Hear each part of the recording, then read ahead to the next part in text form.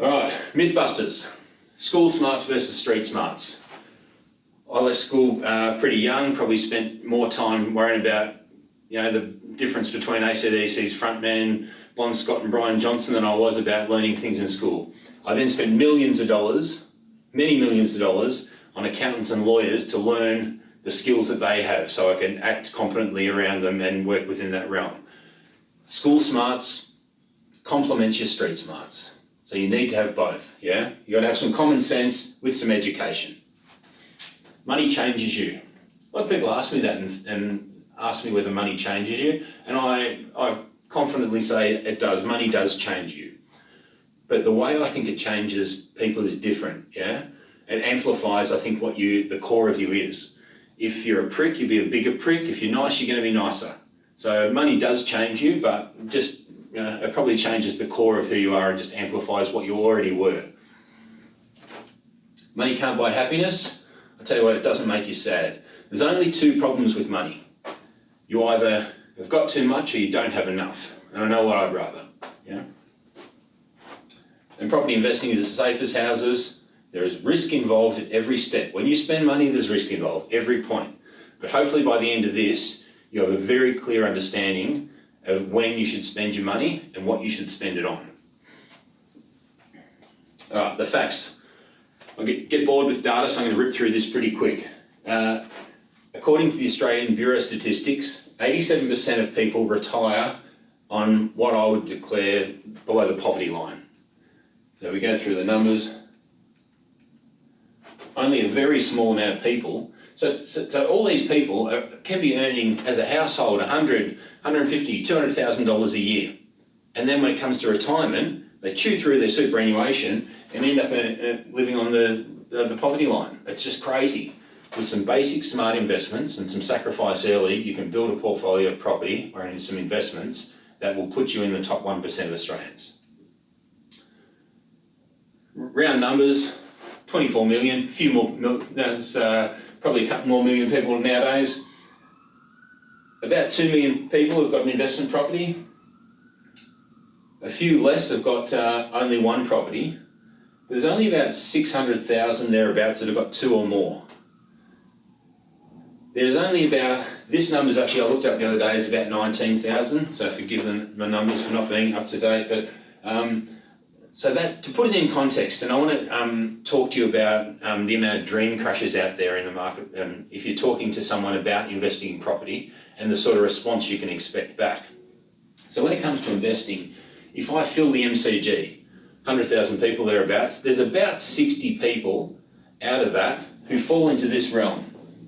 So if I had to go through and talk and ask every one of those 100,000 people what they think about investing, nearly every one of them, except the odd 60, would be negative about investing because they haven't achieved it themselves. So if you're talking to the general population, it's a lot smarter to find smart investors who have achieved success themselves and talk to them, because if you talk to general population, most people are going to be a doomsdayer about investing. Begin with the end in mind. So what do you want out of life? This is really important. Talk to again. Set those goals based on the type of lifestyle and the type of family environment you want. Understand the path you're on. Yeah, most people are pretty smart. Where is that path taking you? So the decisions you make now are going to financially benefit you down the track or financially hinder you. Define and follow your dreams. So if we think about footy players, is a great example. So especially in Australia and Victoria, footy players, I see they're sort of looked at like they're in a glass fish bowl, and everyone's got their opinion, looking in, making judgment on the footy players. And a lot of sporting codes are similar. So you've got the players at the top, the big dogs earning big money, but then most of the other players in there, people have got an opinion of them, and the general opinion I hear is, well, look, they go through their career, they're not going to earn big dollars, and they come out the other end and they haven't got anything financially. So at the end of their career, the way I see it is they've got the rest of their life to become financially independent. So we work with a lot of elite athletes about setting up for a life after sport, a transition to a life after sport, so they might have built a portfolio, but that portfolio can sustain itself, which is very different. But the important thing I think about athletes is they follow their dream. So for year 12, students watching this, I'm saying follow your dream. That's the most important thing in life. At least an athlete or someone who follows their dream has still got the rest of their life to do whatever they want financially. I see the majority of Australians, 99% of Australians, spend their whole life and get there and they're financially ruined anyway. At least the athlete followed their dreams. Yeah, so whether it's sports or whatever it is, go out and enjoy life. We only get one crack at this thing, yeah? All right, really quickly, I won't bore you with numbers, I'm going to rip through this really quickly, but I want you to understand if you get a job, and I'll do two examples, one at 120k and one at 50k. So if you sign a contract or you get a job, here's what the numbers sort of whittle down to. And I don't want to be depressing about these numbers, but you need to understand the reality of the costs. So I'm going to rip through them really quick.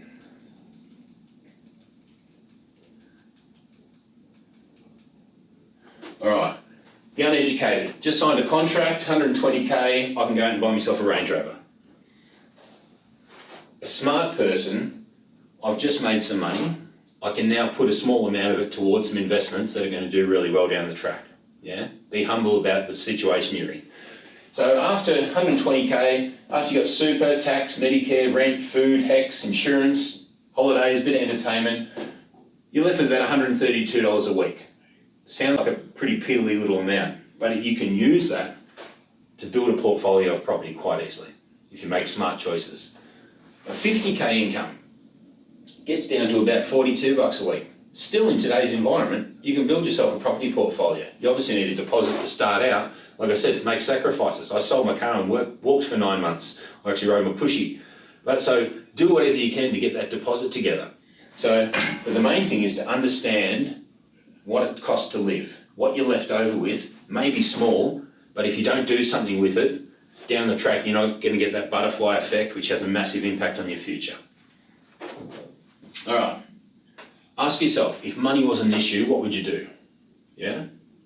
And everyone's different on this. I've heard some awesome answers out of year 12 kids on what they want to do. But this, out of everything we talk about, and everything we've gone through today and everything we will go through today, what I'm going to teach you next is the most important thing. So push property aside, push investing aside.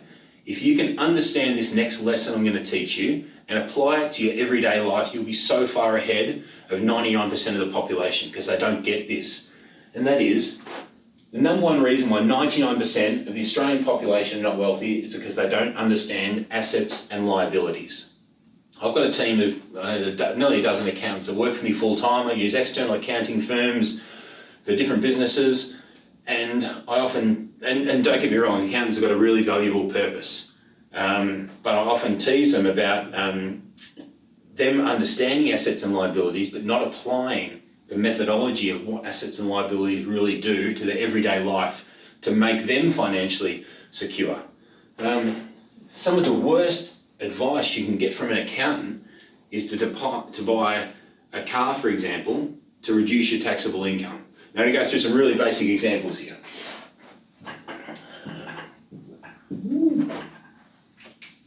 Most people, when they think about assets and liabilities, they think of two different things. Assets and liabilities are four very, very different things. So we've got appreciating assets, depreciating assets, beneficial liabilities, and non-beneficial liabilities. This will become clear to you with a couple of quick examples. An appreciating asset is something that goes up in value. Depreciating is something that goes down. So we think about the house example I gave you early on, an investment property. Yeah? So the land goes up. The house component goes down. Now obviously we've got a loan attached to this house. Yeah? If it's an investment property, overall it goes up in value. How you understand, this is good debt and bad debt, really simple. That's the way my mum would say it, good debt and bad debt, yeah? So good debt, this is associated. The easiest way to understand what good debt and bad debt is, or whether the debt you're taking on is good or bad, is the definition is the debt associated to an appreciating asset or a depreciating? So in this case, overall, we've got beneficial liability. The debt is good because the asset you're buying is going up. For the general population out there, you can apply this to so many other decisions. Yeah. So an iPhone. An iPhone, once you leave the store, the thing goes down. So it goes down in value as soon as you purchased it. Is it appreciating? So is the loan attached to it? And you've got a loan. The bill you've got coming in for the calls and to pay for the phone is a debt. That's a loan. So I usually ask the Year 12 kids this and go, is that beneficial or non-beneficial? Usually they'll say non-beneficial, which they're probably right. But the thing is, you've got to ask and go, are the calls I'm making me money or not? So is it a work phone or not? So usually it's non-beneficial. We can go through so many other ones of these. Cars, credit cards, all these type of things. The thing about cars, the saying that I've got with cars, which I'll keep drilling in for as long as I can, drive the cheapest car your ego can handle. Yeah? And later on, once you've got a stupid portfolio property, buy yourself some toys. But while you're building up, drive the cheapest piece of crap you can drive. And don't be embarrassed by it. Yeah? Keep your ego down to the thread. Like I said before, once you get this concept, now this is a really plain way of looking at life.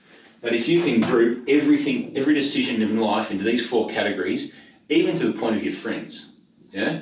Are my friends making my life better, or are they making it worse? And usually if you've got a scumbag who's making your life worse, he's probably scamming money off you as well. So everything you do in life, make sure you apply it to one of these 4 columns. If you do that, your future becomes so much brighter.